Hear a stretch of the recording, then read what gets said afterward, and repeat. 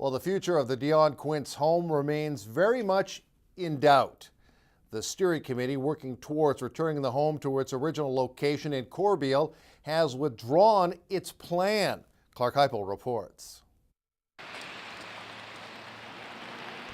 This Dion Quince home sits adjacent to the crossroads of Highway 1117 and Seymour Street. It also sits between a political crossfire now, which has thwarted the plans of a steering committee to relocate the home to Corbeil.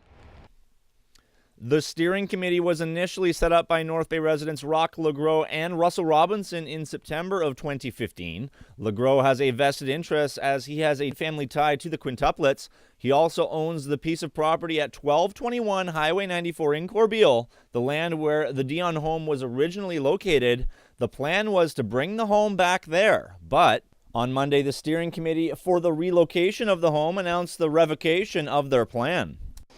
We were met with a few obstacles and also that we became and felt that we were in the middle of a political crossfire that I was surprised about.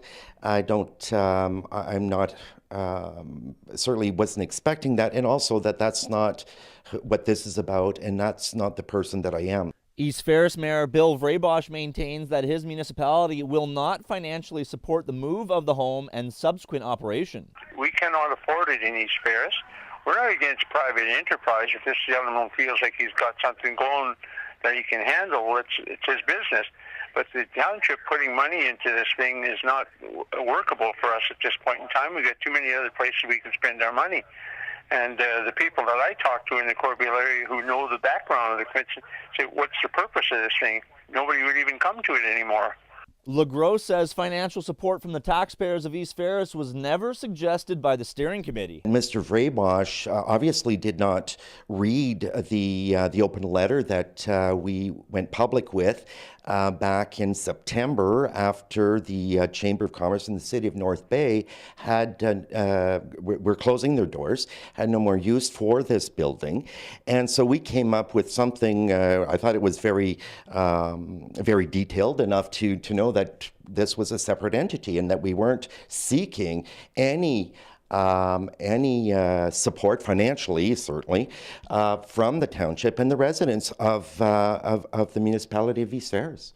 Mayor Vraybosch went on to suggest that the steering committee, alongside North Bay City Councillor Mark King, who attended meetings held by the group, applied political pressure to the township. This committee, and using Mark King as their council member, whatever it was making, East Ferris should do this, East Ferris should do that. Well, East Ferris wasn't ready to take advice from somebody else.